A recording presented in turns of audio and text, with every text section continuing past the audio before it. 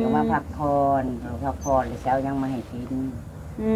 มาพักผ่อนดิฮักตอกฮักพักห่างหยาอยู่ซะแล้วมันบ่มีเขาว่าเพื่อนเรา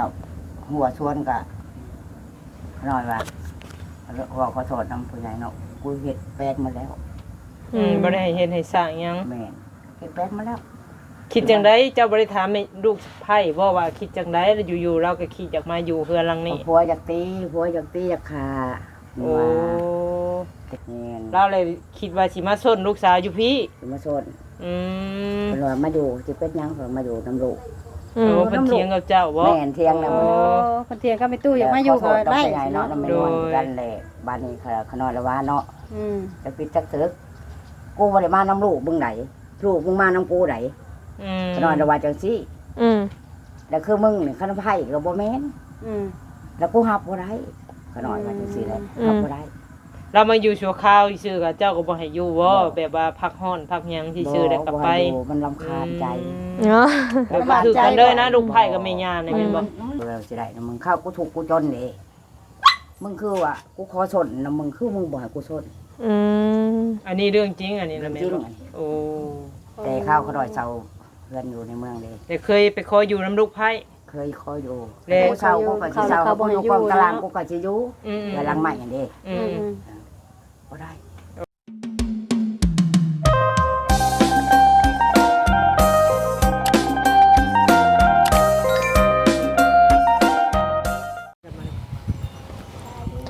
สบายดีพ่อแม่พี่น้องเนาะการทักทายสบายดีรอบบรรยากาศตอนแรกเด้อป้าลุงเนาะมื้อนี้หลังจากที่ว่ามาหาจิตเนาะพี่น้องก็แวะเวียนเข้ามาเยี่ยมมายามทำข่าวน้องสโบคือเก่าคือเดิมพอดีกำลังสิเมื่อเลยเห็นทางน้องเพิ่นเลิกหุงหำหุงเฮียนพี่น้องเอ้ยเดี๋ยวเข้าไปโอไปล้มเพิ่นก่อนเนาะพี่น้องเนาะเป็นถือจกถือเสียมไปทางใดโดยโอ้มาแล้วมียังถือเสียมไปทางไหนนี่ฮะสบายดีป้าลุงนะแม่เอาทางนี้ซึมๆเลยมื้อนี้คือเหงาคือง้อยแท้คือไก่ตกน้ำนี่ไก่ตกน้ำมันจะบอกว่าเป็นได้ได้นี่นะฮะจังแฮงไปไปอันกุจิรอคือเก่าคือเดิม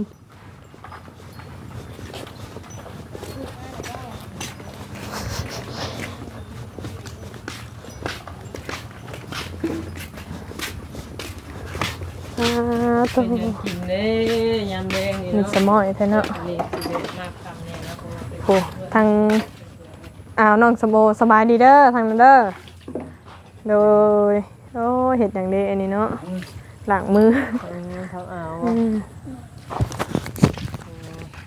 มีหญ้าไปใช้ล่ะอยู่ปุ๊อยู่ใช้อยู่สวนโอ้สวนเห็ดยังอ่ะนะหักหน่อไม้หักหน่อไม้หักหน่อไม้กินเองบ่โอเคแกงสิกินนี่จัดไปจ้ะบัดนี้ท่านเราอะไร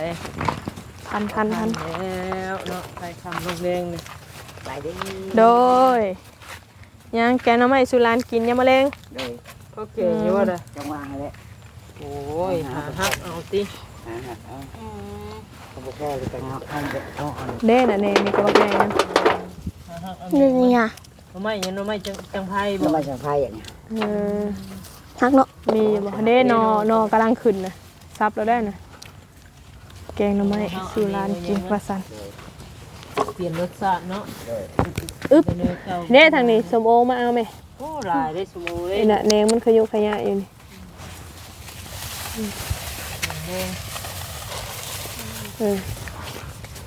ตะกอเบิดทั้งมวนอันนี้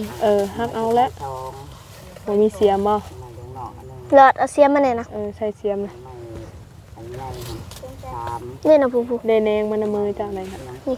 บงวันจ้ะ2 3ไม่ไล่ก้อนนึงทำไมบงธรรมดาเนี่ยก้อนนึงครับเอาว่าลายยุกันเนาะลายโกยอย่าเสียมันอย่าเสียโอ้บ่เฮ็ดสิเฮ็ดเองบ่เอาบ่สิพอแกงอยู่บ่ด้านที่ยังหมดสุดบ่ว่าคุดก็ได้หาแนวมันก่อนญาติอันนั้นว่าฉันจะเสียดายให้เขาฮู้เป็นบ่ซับเป็นแบบไรซับมันก็ซับรถนะ ซับบ่เป็น แต่ว่าลูกหลานที่บ่เป็นปล่อยเขาเฮ็ดน้ำมือเขาสิใหญ่เลยปล่อยเฮ็ดโลดมันผิดจังบอกเขา ฮันเดโอ้เนาะ งามหน่อไม้สังไผ งามว่า ไม่ ซั่น ไผ เขาลดหน้าขึ้นแล้วล่ะ น้องใหม่จังไผด้วยน้องใหม่เด็กน้อง ทำไมเจอไฟขึ้น เออ ทำไมเลี้ยงน้องถ้าก็ขึ้นช่องนอ อืม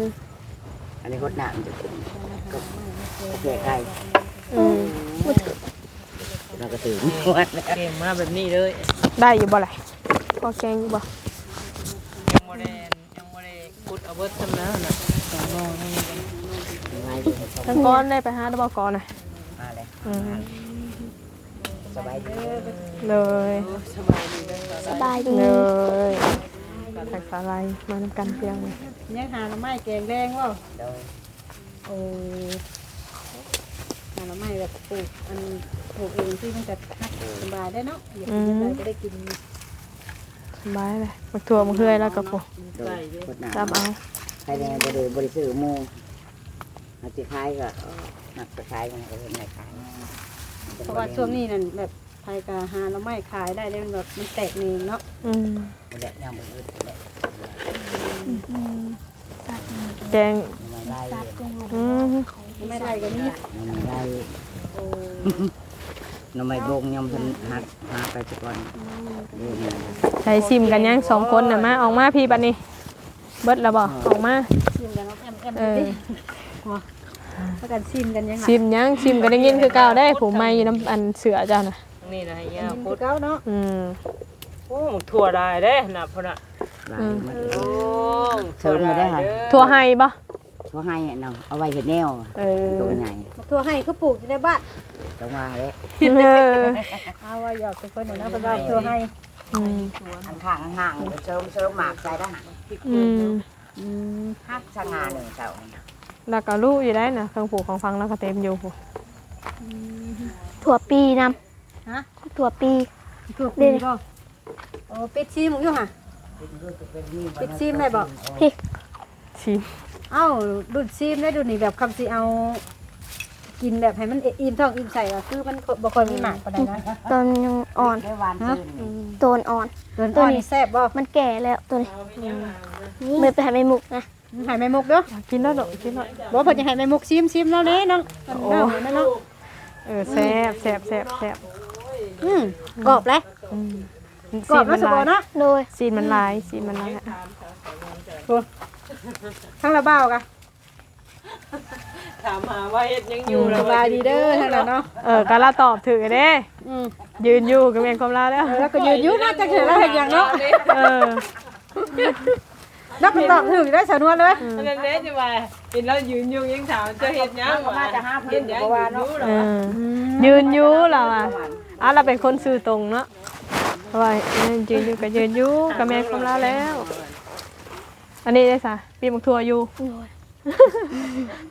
จะเขียนนั่นเลย ก็ เนาะ ได้ด่าบ่ต้องหา จะ กัน เขียน เอาไหม เนาะอันน่ะ อืม แล้วก็ว่ายืนอยู่ก็ถึงแล้วเราก็ยืนเบิ่งว่าเนาะแม่นบ่ ดีแล้วดีได้เราบ่ตอบว่ายืนให้กำลังใจชุมเจ้า เกินกันใหญ่แล้วเนาะ มาแต่ซ้ายนะ มาแต่เอาฟืนเขาเตาบ่ให้ทานบ่ดังๆแน่สมกับหุ่นห่างเนี่ย คึกคัก เบิ่งห่างคือหุ่นคือจังว่าฮึกฮักเสียวบัดเสียงมันอยู่ในผู้เนาะ เว้นแล้วอายเว้อเนาะ อายบ่อายติบ่ได้มีผู้สาวเนาะสิ้นแล้วล่ะว่าข่าวกล้องนะ เต็มมึงนั่งร้าน ไม่สมมุติเป็นแซวแล้วก็เราสมมุติได้แซวเราก็เรา อายข่อยย่างข่อยธรรมชาติ ธรรมศาสตร์บ้านนาภูผาป่าไม้ยังสองคนเนี่ยเฮ้ยยืดติ้วอยู่เนี่ย กอดเอิกดูเป็นอะไรเนี่ยนะฮึมาบัดนี้บัดแห้งจอยแห้งดำข่าวบอกบักล่ะผมกะยาวบัดนี้เป็นเท่ากำตาดำได้เจ้านะบ่ดอก บ่ไปเลยนะผมว่า เอ้าอีดีได้เนาะสนวนจะบ่าบ่ จอยแล้วก็เหี่ยว อ่ะจอจอแล้วก็โอ้ยเจ้าหนึ่งอะไร มีได้หยับเห็นหัวนู้น้องหลอดหัวนู้ฮะเหี่ยวบ่เลยเห็นบ่เก็บกล้ามฮะ เป็นยังลูกฮะ บ่สบา คิด ย ลายบ่ยังคิดน้ำเข่าอยู่บ่ คือว่าตัวเองพอกูเก่าอยู่บ่เคยสั่งน้ำหนักอยู่บ่ว่าน้ำหนักตัวเองเท่าไรตอน บ่เคย บ่เบิ่งน้องหลอดรู้สึกว่าผอมๆลงเลยหรือว่าเป็นน้ำผมยาวบ่ ตัดผมเด้อหลานเด้อจักมือเด้อมีอยู่บ่บ่ตัดผม มีอยู่เพิ่นตัดหัวหนึงเท่าใดดอกอีเพิ่น หัวหนึ่งละเศร้าหา หัวหนึง25,000 โดย อืม น้อยๆจำเจ้าเลยก็25บ่ โดย โอ้ ชำเอาขะหน่อย30 พวกใหญ่น่ะ30บ่ โดย โอ้อยู่ไกลบ่ล่ะอยู่ไกลบ่ บ่ไกล อืมอยู่ใกล้ๆนี่เนาะ โดย อืมทางระบาวตัดบ่เป็นบ่ซะ มีแต่เมีย มีแต่แม่ย่าตัดให้ โดย แต่ว่าสิมีใบหูออกหั้นแหล้ว อืม เพราะว่าบ่มีเงินก็พอได้ให้แม่ย่าตัดให้เนาะ อืม ถ้าแม่ย่าตัดบ่งามบ่ถึงมาบ่ได้ตัดผมตอนนี้เจ็บเอาคือว่าเจ็บ เป็นหนีบหูน้ำบ่ฮะ มีตัดบ่เข้าบ่หรือว่าจังได๋ ปฏิบัติทำงานหน้าที่เฮ็ดหยังมื้อนี้ฮะหน้าที่จะเฮ็ดหยังมื้อนี้ เช็ดชานอนบาดนี่ ฮะบ่มีหยังเกิดขึ้น เอ้ามีหยังคือเคินเคสบาดนี่บ่ ยังคืนนะฉันว่าไม่ว่าแล้วยังคืนเนาะ อันแรก จะมาเคิร์ดข่อยจะบอกข่อยบ่เข้ามาเลย แล้วยันแม่นริ้วเบิ่งเนาะ ข่อยเนี่ยหลายข่อยมาอยากทุกมื้อพอได้ อื ข่อย ม บ่ยันเราเคิร์ดข่อยแล้วข่อยบ่ได้มาเรื่อยได้มาอยู่หันจะมาถ่ายคลิปว่าแม่นบ่แม่นบ่เคิร์ดข่อยบ่ ผู้ อย่า สาว เคิร์ดข่อยอย่าเราบ่ได้ เคินผู้สาวผัวเพอพี่น้องเลย ไปซั่นกู เอากระถือจะได้เขาว่าผู้สาวผัวเพอ ได้โบกล่างนี่นะบอก เอาเพอได้มาไปสิได้เนาะ แซ่บมันสิพันมันก็ทั่วใจนั่นน่ะ โดย เนี่ยสายพายมือมันขาดแล้วบ่สมบูรณ์นะ ขาดแล้ว มันจะใส่อยู่ซะ เอาเข้า ใช่ น้ำขาดจังได๋ มันบ่ได้ขาดมันอันนี้มันออก เอาแบบเสียบบ่ มันยังบ่ทันได้ขาดมันออก อันนี้ คือ ดำๆนี่มันออกมันก็ ชื่อเจ้าคือบ่เอาถุงยองถุงยางเคียนแน่น่ะคือเพิ่นเป็นตาย่าน อันต แท้ รายเด้อันนี้ มันออกเบิดได้ผู้เบิ่งนี่น่ะ จะจะไปลงจัดแล้วไผช็อตแล้วมีบ่เนี่ยตัดไผในเฮือนจ้ะ บ่มีนะเบิ่ง บ่มีซ้ํบ่ เป็นแน่ๆเขานำซัมปลาเฮาไปซื้อมาแล้วบ่อีหล่ะเอาเงินให้มื้อนั้นน่ะ โดย ได้จักโล ได้7 ไอ้7โล แม่นสิเบิดแล้วบ่ สิเบิดแล้วบัดนี้แม่นวลก็เอามาให้อีก20โล มาให้มื้อนั้นเด้20โล 7โลกับ20โลก็คือสิย่างอยู่ดอกเนาะ 27เนาะ โดยบัดนี้ 7โลเลย เวลาเอามาให้อีก25โล เด้ก็ซ้ำกระสอบหนึงได้เนาะ 50โลแหละ ก็ถือว่าสิได้หลายมื้ออยู่ดอกบัดนี้เนาะ โดย พากันหาหยังซะซุมื้อนี่ หาให้สู่กันกินล่ะแต่ละมื้อ วานซื้อนี่มียาไปขายหัวสิงไข่กับดอกแค ก็เลยได้เงินได้ซื้อแหนมมาสู่กันกิน โดย ถือว่าอาหารแซ่บๆสำหรับคุณเจ้าน่ะเนาะลูกเนาะ โดย โอ้เขาว่ามื้อใดบ่มีเงินก็ลวกผักจำแจ่วบ่ โดย มันยังคือหันข้างใส่กันบัดนี้ก็หันหน้ามาพี่ตัว จักมันจะเศร้าจะโศกซุมื้อนี่จะเป็นหยังเด็กน้อย2คน มีความคิดบ่ลูกเบิ่งหน้าตาคือแบบเศร้ามองคื ย่าตีบ่ฮะบอกแม่นวลมึงดูย่าตีเชิญแม่ย่ามานี่ บ่ ฮะได้ไรซะ คือแบบเศร้าคือมีความคิดแต่ที่คือมีความ น้องหลอด ในใจยู่บ่ นี่ก็เบิ่งหน้า เนาะ แล้วน้องหล เว้า อดนี่ ใจบ่จริงจังตาเลือดชายเดือดกว่า มี ความ นะ ในใจบ่ลูก มีน้องหลอดนี่100,000%โลดนี่ บ่ มีเป็นยังสิบ่มีเจ้าบ่กล้าเว้าซื่อ ขนาดเป็นเหมือนคุดจิโร่บ่เห็น ๆอื ไม่คุจิโด อืมแม่นอยู่บ่ อย่า เนาะ มาเว้าอย่าแม่ย่าให้บ่โอ้ยมาให้ดอกแม่ย่าเจ้าเราบ่ให้คนดอกเราบอกทางที่ดี เจ้าเฮ็ดผิดแล้วเราบอก อืม เสียเราใส่ของธรรมดาตัวน่ะ คันว่าคันบ่ให้บ่เก่งก็ บ่ บ่ฟังเนาะเป็น ลูก เด็กน้อย หลานก็ ที่แฮงแล้วได้ช่วยเจ้าก็บ่ได้อยู่นำพ่อนำแม่ พ่อก็ติดต่อมาอยู่บ่ล่ะซุมื้อ บ่ บ่ได้ติดต่อมาเลย โดย เป็นจังได๋พ่อเจ้าอยู่ดีมีแฮงอยู่บ่ ยังบ่ฮู้ บ่ฮู้คือกัน บ่ โด รู้ ย ข่าวเลยเนาะอืม แม่ได้สละ มีก็อืมวานซื้อนี่เพิ่นก็มา โอ้ เพิ่นได้หยังมาฝากมาตอน บ่ได้หยัง บ่มีหยัง โดย ไผก่อนเข้ามาได้อันมีแม่อันถ่ายเห็นแม่เจ้าไผเข้ามา ประเทศ โอ้แม่นบ่ ไผเป็นบ่ขึ้นคือคักดู เคยได้ยินข่าวว่าแม่เจ้าสิมาอยู่นำซั่นบ่ โดยมียาน่ะบ่ให้มาอยู่ โอ้ ถ้าลูกของมียาถ้าพ่อเขาหน่อยนะมียาให้อยู่ คันลูกไผ่น่ะบ่ให้อยู่ โดย แล้วมันเป็นอะไรคือว่าอยู่ๆอันแม่เจ้าก็มาดราม่าหยัง ฟังอยู่บ่ติ บ่ได้เล่า เอาแล้วเพิ่นคืออยากมาอยู่กับเจ้าซะเพิ่นบ่มีที่ไปบ่หรือว่าจังได๋คือว่าเราคือบ่ถามเบิ่ง นั่นคือบ่เอาแม่ย่ามาทำนำผู้ละหู กูบ่พังจะนั่นเนี่ยอันเดา จะ ใช่แม่ย่ามาพี่ดูค่ะเป็นได้ได้ได้น่ะ เรารู้เรื่องเนาะฟังก็ เดี๋ยวนั่งเตียงเฮ็ด นี่นั่งขั้นใดทาง ถ้าเฮาก็บ่ฮู้ดอกเนาะก็เป็นทางผู้รักผู้ใหญ่เพิ่นหั่นแหละเพิ่นเห็นในคลิปใดคลิปหนึงนั่นแหละเนาะบ่ฮู้ว่าช่องใด มานั่งน้ำพี่ลูก เพิ่นว่าคือว่าเห็นได้ยินข่าวว่าแม่สิมาอยู่น้ำเพิ่นว่าจักแล้วว่าอันบ่ฮู้เพิ่นก็ว่าเข้าไปเบิ่งช่องแป๊บหนึงบ่ได้มันหายไปคลิปตัวนั้นน่ะ เพราะว่าเพิ่นก็เบิ่งในคลิป บ่ เนาะ หรือว่าแนวใดก็บ่ฮู้เราว่ามันหายไปแล้วก็เลยว่าแซ่มาเห็นเบิ่งนี้แล้วก็เลยงงเนาะ อยากมาอยู่น้ อืม ำอยากมาพักผ่อนหรือเช้ายังมาให้กิน อืม มาพักผ่อนดิ หมายฮักตอกฮักพักห่างหยาอยู่ซะแล้วมันบ่มีเขาว่าเพื่อนเราหัวชวนกะหน่อยว่าขอโทษนำผู้ใหญ่เนาะกูเฮ็ดแปดมาแล้ว บ่ได้ให้เฮ็ดให้สร้างหยัง แม่เฮ็ดแปดมาแล้ว คิดจังไดเจ้าบ่ได้ถามให้ลูกไผบ่ว่าคิดจังไดแล้วอยู่ๆเราก็คิดอยากมาอยู่เฮือนหลังนี้ ผัวอยากตีอยากขานี่ โอ้ ว่าตะกี้ได้ว่าบ่ถือกับผัวยังขึ้นดีกว่านางใหม่เลย อืม อายุกว่าคะแนนตัวเองดีอะนะ พ่อน้องสมโมนี่อยากตีเรา นี่น เราเลยคิดว่าสิมาส้นลูกสาวอยู่พี่ สมาโซน อืม เพิ่นว่ามาอยู่สิเป็ดหยังเพิ่นมาอยู่น้ำลูก อืม โอ้เพิ่นเถียงกับเจ้าบ่ แม่นเที่ยงแล้ว โอ้ มัน เพิ่นเถียงกับแม่ตู้อยากมาอยู่ก็ได้ ใหญ่เนาะน้ำมันกันแหละบ้านนี้ขนอยละว่าเนาะ อืม จะปิดจักตึกกูบ่ได้มาน้ำลูกมึงไหนลูกมึงมาน้ำกูไหน อืม ขนอยละว่าจังซี่ อืม แล้วคือมึงนี่ขนมไผ่ก็บ่แม่น อืม แล้วกูรับบ่ได้ขนอยว่าจังซี่แหละรับบ่ได้ เรามาอยู่ชั่วคราวซื่อๆกับเจ้าก็บ่ให้อยู่บ่แบบว่าพักร้อนพักหยังซื่อๆแล้วก็ไป บ่ให้อยู่มันรำคาญใจ เนาะ แบบว่าคือกันเลยนะลูกไผ่กับแม่ย่านี่แม่นบ่ เจ้านี่แบบไก่สะไก่เชียแหละ ของอเกาะกันอยู่เออ บ่ง่ายก็มาอยู่นำกันก็ถึงสิบ่เครียดบ่ให้อะมันต้องมีแนวนะว่าซั่นซะแม่นบ่แม่ตู้ แบบว่าคือสมุดเฮาอยู่เนาะตะกี้เขาห่วงมาสวนเฮา อืม เอามะม่วงสอบหนึงก็เพิ่งไปแล้ว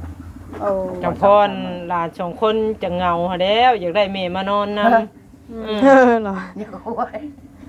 หม้อจะเอาอยู่บ่ อยากได้แม่มาอยู่นำอยู่บ่ลูก บ่ฮู้ ก็บ่อายแล้วก็ บ่ เอา ฮู้ เลย โอ้ชุดแล้วแต่แม่ย่า อืม มื้อใดซะเพิ่นมาค่ะ มาเมื่อซื้อมาก่อนนี่ อืม โอ้ มาบ้านนี่ก็ขี่รถตรงโม่ไปแล้วก็ไปนี่ว่าสิว่าไปสิมาแวได้ว่าสิมาส่งอยู่เพื่อนบ่ยอมเมื่อยอมไปนำเดียวกัน อืม ไป โอ้เราเลยเว้าว่าข่อยมาอยู่นี่ก็สิเป็นหยังเพื่อนลูกข่อยจังซี่บ่ มาอยู่น้ำลูกเพิ่น อื ว่าม อ๋อ ลูกมันมาน้ำไผ อืม ลูกเบิ่งน่ะก็เดียวมาน้ำกูได้ขะหน่อยว่า อืม จังได้บ่แม่นได้มาน้ำมึงได้บ่แม่นว่ากูไปน้ำลูกมึงเลยขะหน่อยกว่าสิได้ลูกมึงมาน้ำกู อืม จังได้ปัจจุบันนี่ขะหน่อยว่าสิได้เมื่อเราสิได้น้ำมึงเข้ากูถูกข์กูจนเด้มึงคือว่ากูขอสนน้ำมึงคือมึงบ่ให้กูสน อืม อันนี้เรื่องจริงอันนี้นะแม่ จริง บ่ อันนี้ โอ้ แต่ข้าวขะหน่อยเซาเพื่อนอยู่ในเมืองเด้ แต่เคยไปขออยู่น้ำลูกไผ่ เคยขออยู่ แล้ว กูเซากูก็สิเซากูอยู่กองตารางกูก็สิอยู่ อืม แต่หลังใหม่อันเด้ อื อื ม ม บ่ได้ โอ้ วัน บัด นี้ นี้แหละ เราก็เลยมาขอยืมเจ้าบัดนี้ มาขออยู่ลำอยู่ เว้าง่ายๆ เรือน ก็ เขาก็มี แม่ย่าเอาคืนนั่นเนาะ เรือน ไม่อ ชาย าก น เอา ของ คืน เขา ตะ ก็มี กี้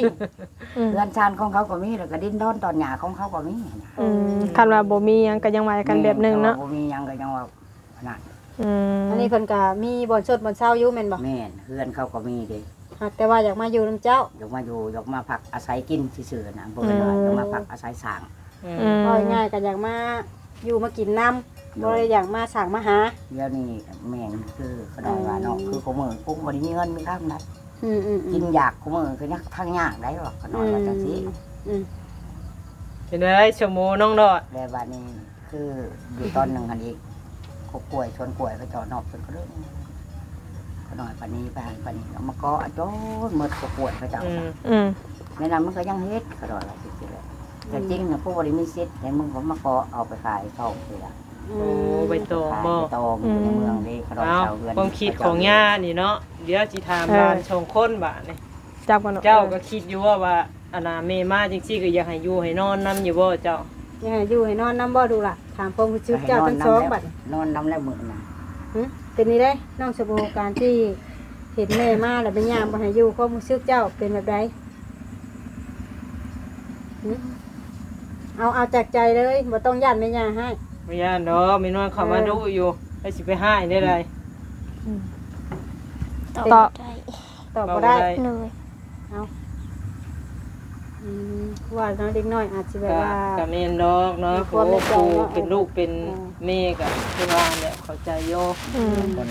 นคนหนึงคนแบบหนึง อืม เราเพิ่มความรักจะอันนั้นอันนี้ไปแบบเฮาสิไปนำใช้เติมแบบสมมุติคือว่า โทรศัพท์ บ่ได้ก็ย่านลูกไผมาเอานี่เอาหันไปได้ซุมซี่ซุมหาได้ย่าน คันสิว่าแล้วก็บ่เชื่อใจกันมาแต่ไร เนาะ จะเรามึงอยู่นี่บ่เพราะว่าจะเราก็มีคนนั้นคนนี้มาได้จะเฮาก็รำคาญใจ แล้วก็ พอดีอยู่กันยากนะเนาะยายเนาะ โดยแต่อยู่ในเมืองฮุบมาอยู่นำยังบ่เอาเลยบ่เอาไม่ได้ก็บ่เอาบ่คือลูกตัวเองนี่เหมือนว่าเฮาอยากหายเฮาก็หายเฮาอยากได้เฮาก็สิได้นะ อันนี้ก็คือบ่ถามลูกชายถ้าว่าผิดกับลูกชายคือลูกชายคือบ่มาหาเจ้า นั่นแหละอันนั้นแหละมันอยากไปแบบนั้นว่าซั่นซะคนบ่ทางความไผแล้ววันนี้โทรบอกลูกเพิ่นบัดนี้คันบอกกองเด้อว่ากันมันเมื่อก็อยากให้มันเมื่ออยากให้มันเมื่อก็ให้มันเมื่อบ่ให้ขาบ่ให้ตีมันบอกว่าพังแล้วมันเป็นบ้าแล้วแมวน่ะก็แล้วเรายังดินอันสิ่งแนวบ่ดีอยู่บ่ แล้ว ดี ก็ลิ้นแนวบ่ดีแล้วก็ลิ้นแนวผู้ชายอยู่ซั่นซะ อ๋อ ซึ่ง บ่ได้ยังปิ่นคือเก่า เลย อย่าแม่เนาะ โอ้น้องโดดไปเด้อๆซะแบบนี้ บัดนี้ก็มาเว้าเด้อบัดนี้ นอนจะให้มีนอนจะ มาเว้าว่า เพราะว่า ลูกน้องสาวเขาเรียนเดี๋ยวนำพนันเขานำพนัน โอ้ มึงมาเหยาะลูกมึงไปขายโตบ่ เอ้า เขาก็บ่คิดปานนั้นมันก็ต้องคิด เจ้าถามแบบนี้เลยบ่ ถามแบบนี้ ถามลูกไผ่ไหน ถามแบบนี้ โอ้ บ่ค่อยให้อยู่ยาอยู่ แต่ผู้ใหญ่ก็ เพิ่นก็คาดคะเนมาคือการยันมึงเอาลูกมึงไป มาอยู่นำ เขามึงอยากเอาไปมึงก็เอาไป เขาว่ามึงอยากเอาไปเขาเรียนอยู่มองหันมองนี่มึงคือบ่เอาเขาตะกี้คือให้มาอยู่นำกูก็นอนอยู่วันนี้ คือบ่เอาตะกี้น่ะติ นั่นแหละคือว่าเอาตะกี้นะจนว่าสิขายนะ ม นอนก็ว่านี้ เว้าสิขายคำเดียว แม่ ถ้าบ่มาอยู่นำแม่ย่านี่ถือว่าขายแล้วสมบูรณ์น้องโดด ห เนาะ ลายคนหามเด้อก็ถามโชว์ว่า คือตอนที่ว่าเพิ่นว่าสิขายคือนอกยังน้อยกว่านี้แม่นบ่ ยังน้อยแหละ เอาจักปีตอนนั้นน่ะ พอมันถือคุก5 ปีเนาะ ช่วง6 ปีนะ โอ้ก็คือนอกเพิ่นทั้งสองนี่ประมาณ5หรือ6ปี แม่น จุดลายกันเด้เนาะ คือตอนนั้นน่ะคิดยังบ่ออกบ่เข้าเลยจะขายลูกอย่างเดียว เนี่ยคนบ่ไปเนาะคือมือก็อยากไปกันคนพังควมผัวเนาะผัวไปหาสุกินเขาก็ตกไปเฮ็ดอยู่เฮ็ดกินแม่นล่ะว่าอยู่เฮือนนี่ไปจะเป็นอยู่พูดน้องสะเดินบานของมือได้ของมือได้ เพราะว่าคือแบบเขาว่ายายบ่รับเลี้ยงแบบยายบ่รับปากเอานี่จักสิตกอยู่ในมือไผได้เนาะ ยาก็แล้วแต่ บ่ฮู้เลย ไปตาม โชคชะตา วัฒนาเนาะ วาสนาโชคชะตากรรมไผมันเนาะว่าซั่นซะ ทีนี้ยังว่ายังดีเนาะเว้าเราได้แล้วก็ห้ามเราได้เราก็เมื่อเราบ่ได้ดึงลูกดึงเต้าเราเมื่อนำเด้ คือข่อยคืออีหยังแท้ ถึงมึงมีอันปัญญาก็มึงก็เมื่อกูก็บ่ได้ว่าหยังลูกมึงก็บ่ได้เฮ็ดหยังขนาดก็ว่าจังซี่แหละมึงบอกมึงสอนแหน่ลูกมึงนะให้มันเฮ็ดเวียกเฮ็ดงานสอนกูแหน่ขนาดก็ว่าจังซี่ก็บอกร้านถ้วยร้านเบือง ความคิดย่านี่ถ้าว่าแม่ของน้องสมโมนี่มาเอาสมโมเมื่อพุ่นได้ให้เมื่อแม่นบ่ แล้วแต่มึงหน่อยว่าคันว่ามึงมีปัญญาเลี้ยงแล้วมึงเอามือขนาดว่าจังซี่โอ้ยเฮาบ่เอามือแล้วว่าซั่นห้อยเว้าบ่ได้แล้วก็ฉันสิอ้อแอ้หยังเตงว่ากับมันดูเป็นมอหักมอแพงแต่ตะกี้คือบ่เห็นหักเห็นแพงมันขนาด คือว่าอยากให้อยากจะขายอย่างหยังพี่ โยไปเวลาโตอยากเลี้ยงเราบอกเคลียร์ทิพย์ แล้ว ช บัด ม นี้ เสือยังบริมีนง แล้วบัดนี้เฮ็ดน้องเพิ่นพอมีพอหยังได้อยากเอาน้องเพิ่นมาอยู่นำบัดนี้ แล้วแต่มันอันนี้หันแต่ว่าผู้สิบ่มีปัญญาดอกขนาดว่าคันยังหาอยู่ในอีนางน่ะคือบ่หาอยู่น้ำมันตะกี้น่ะให้มายังหาปูขนาดว่าจังซี่ของน้องสาวเพิ่นเองเพื่อนน้องสาวเพิ่นแหละเขาก็บ่ได้สนใจเพิ่นเดี๋ยวนี้อีลูกน้องสาวนี่ไปอยู่นำแม่ย่าน้องสาว แล้วบัดนี้อันนี้ทั้งน้องสมโอกับน้องหลอดได้สมมุติว่าแม่มาเอาแล้วแม่ส่วนให้เมื่ออยู่นำแหละคิดว่าได้ใดตัดสินใจสิอยู่นำไผเอาสมมุติได้สมมุติอยู่น้ำยา อยู่นำแม่ย่าคือเก่า โดย สิทุกข์สิยากหรือสิมีกินบ่มีกินก็อยู่กับย่าคือเก่าแม่นบ่ โดย โอ้อันนี้ก็ถือว่าจากใจน้องสมโอเนาะน้องหลอดได้ซะลูกได้แต่แม่ย่า ส่วนคนนั่นน่ะมันนี่ ตอบ เป็น ผิด อะไร ก็ตาย ไม่กิโลเขาบ่ตัวมาจงเรียนจับเสียงไปโลด โอ้นี่ว่า อยู่ในแม่ย่า สุดแล้วตอนนั้นแม่ย่าเนาะ แม่ย่าว่าซั่นพี่น้องเอ้ยแล้วแต่แม่ย่านี่ก็คือย่าให้เมื่อกับเมื่อย่าให้อยู่กับอยู่สิช่างสองคิดสองใจน้องหลอด ดีคนดีเอาไปโลดบ่ว่าหยัง อืม น้อยจังซี่แหละ เอาคอยเว้าคอยว่าในลูกหลานสิคิดหลายเนาะคอยเอาคอยหยังคอยว่าไป บ่ต้องคิด คอย หลา สอน เด้ กันเนาะ เนาะแม่มาเยี่ยมมายามก็ดีใจนำเนาะเพิ่นก็มาดินตามแบบว่าแม่น่ะผู้ให้กำเนิดว่าซั่นซะ สิช่วยสิดีกันได้แม่เป็นได้ส ส่วน วย ให้กำเนิดเนาะเก่าหลายเนาะมีแต่ว่า แล้วแต่เพิ่นหั่นนะบัดเฮาใหญ่ได้เฮาอยากเมื่อเยี่ยมเพิ่นก็เมื่อ มาอยู่เลยสิ บ่ มา เมื่อก็สุดแล้วแต่เฮา ให้ หั่น ห นะ น่อยให้ผู้นั้นบ่ อืม สู้ว่าสู้เก่าบ่ได้มันเคยผ่านมาแล้ว โดย การ อยากเป็น ก็บ่เป็นหยังไม่ตุ้ยเนาะมีแต่บอกสอนเอาในลูกหลานเฮาเฮ็ดได้ซะเนาะบ่ต้องคิดหยังหลาย เราคิดไปทางอันนั้น คิดแต่ทางมันที่ดีเนาะ ก็บ่ได้คิดแล้วก็บ่ยังเอามาสอนสมองอีกแต่ลูกหลานนี่ยังสอนแล้วบ่ก็บ่กิน เลย โดย เอากะ